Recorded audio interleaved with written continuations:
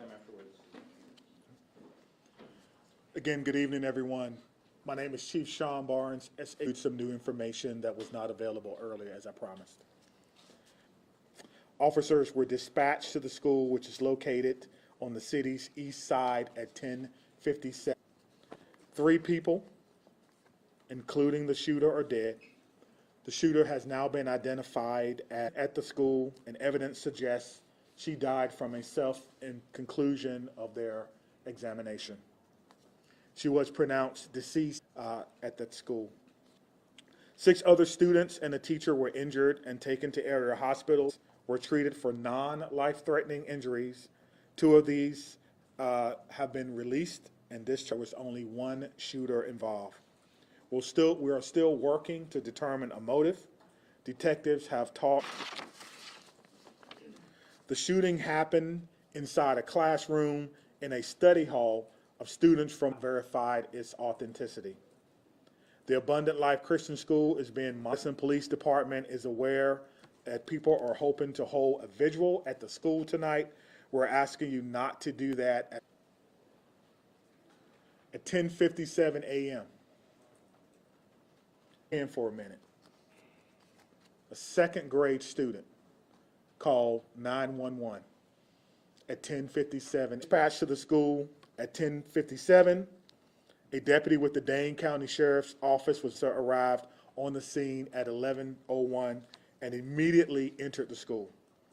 11:05, officers inside the school alerted people that the shooter was down, setting up for parents and guardians, and what we briefly described earlier for dispatch to the scene. At the same time, they arrived at 11:05 and began suffering from gunshot wounds, potentially saving lives. The first public notice about the shooting, officers began clearing the school building at 11:14, and bomb dogs started to clear transporting patients at 11:26.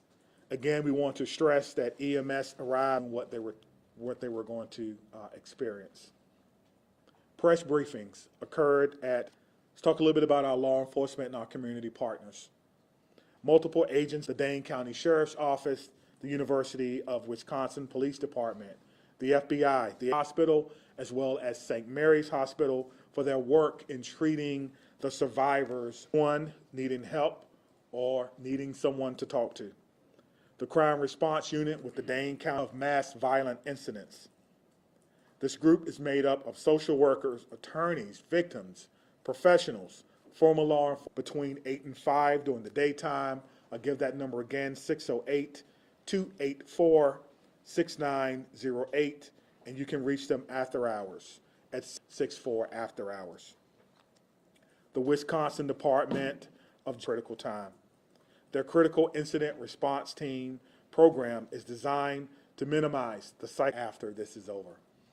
And I don't know how we can minimize what has happened today, but we're going to do the best. Bravely took care of their students during this harrowing time.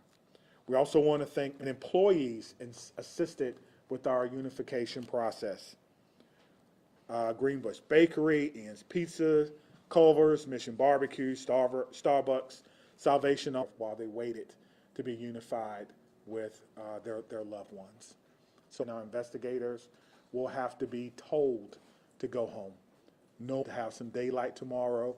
So the crime scene is locked down at this particular time. Bad day. This is going to be a day that will be etched in the collective minds and memories of our public as early and as often as we can. And with that, we'll take any questions. That is lost, that has been circulating on social media. People are saying that is the manifesto of the shooter. Are you able to? The person who posted it alleged to have a connection with the victim. The good news is we have shared that with our partners, with the FBI, and so we're certainly looking. Those numbers one last time for us on the injuries and the deaths. Sure. They were Shooter or dead. Identified the shooter for you. A teacher and 2 students remain in critical condition and have life-threatening injuries. A teacher and 3 students were treated for non-life-threatening condition, and then 4, including a teacher and 3 students with those non-life-threatening injuries. Thank you. It's a good question. How does any 15-year-old get a hold of a philosophical question about guns and gun safety?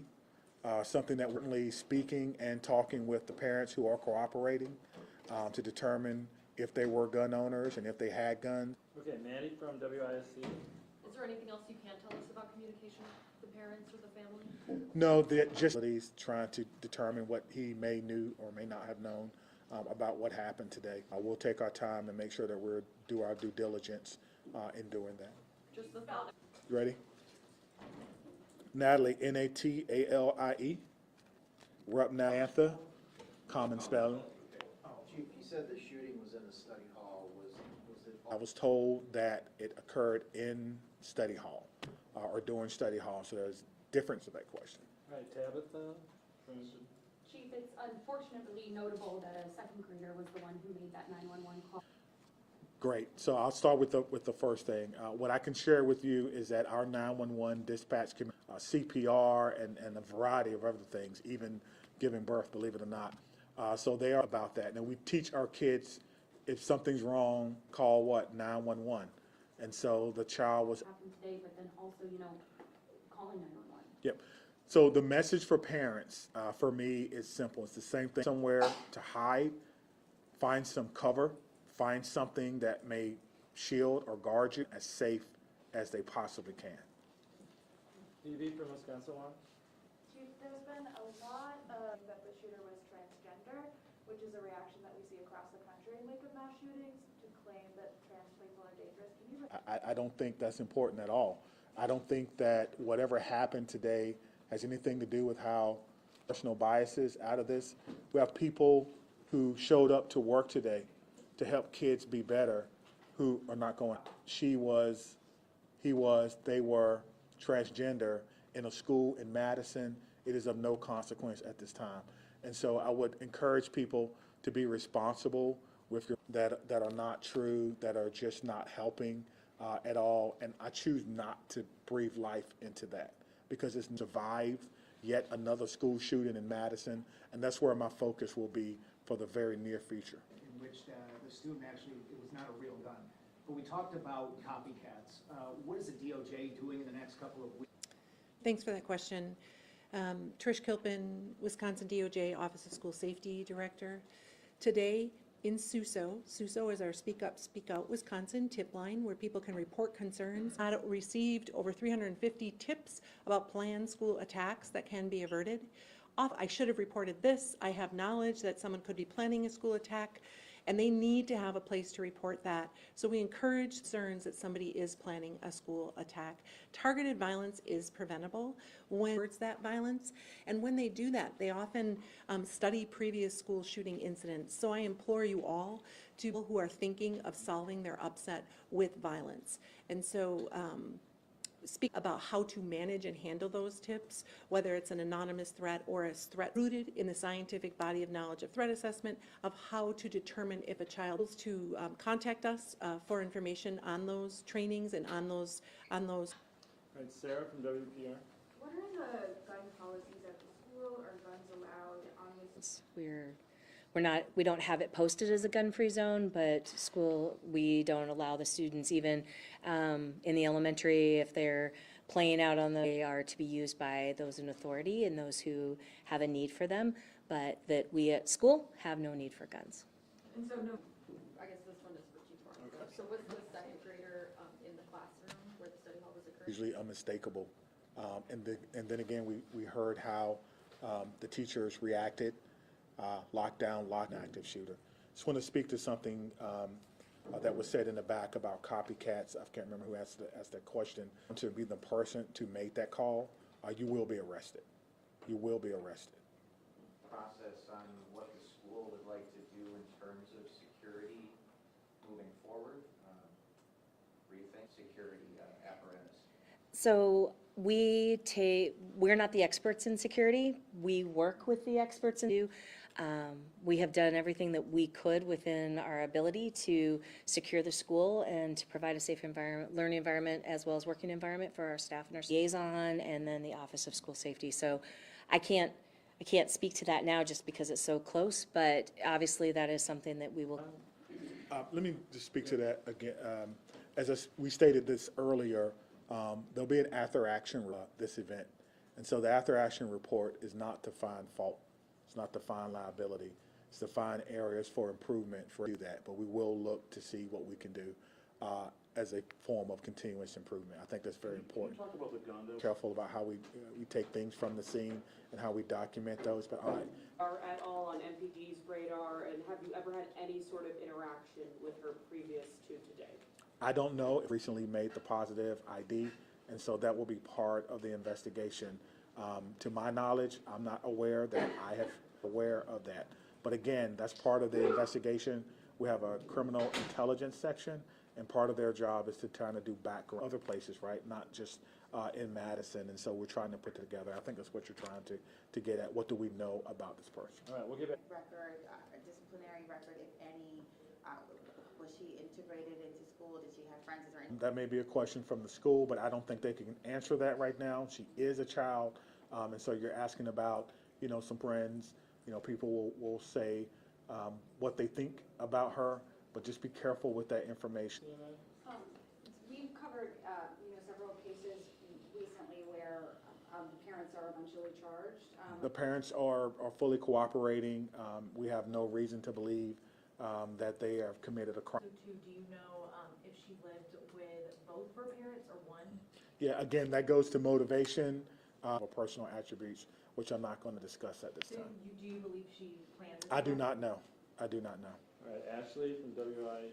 Of the shooter's home, and also what grade was she in? I'm not sure what grade she was in, but they're still searching, and so they're still going through evidence, the consent of the parents. Earlier, we talked about a search warrant. We did not have to execute that search warrant because we had the full cooperation. They're still working to go through that home. All right, Blake. Chief Beck here, can you confirm at this point in the investigation if the home on Delaware, about the conversations that you've had with those officers and what is kind of going through their mind mentally right now as they... Today. Before any officer can leave today, they have to go through what we call a checkout procedure. We'll go home today without having the opportunity to talk to someone who wears the uniform. We do that through compassion, through leadership, through training, work. And that our job as leaders is to make sure that our work is safe and meaningful. It's safe because we have training, stop the dying, stop the threat, then treat other people. They all know that, and it's our message that we've been talking about for a very, very long time. We were able to do that today very, very successfully. A variety of things available for those officers who had to endure that. If there were, if anything was reported about, this young woman who did. A record with the school, and quite frankly, that would not be something that we would be able to release. Chief, any timeline? Notified, we want to make sure that all family members are okay with it. Obviously, people will start to speculate. We had a question earlier about social media, and it was at 1 p.m. And so that will be one of the topics of considering trying to protect each other and yet another school shooting. So we'll be back here tomorrow at 1 p.m. and we should wrap it up. Okay, that's all I have. Thank you so much.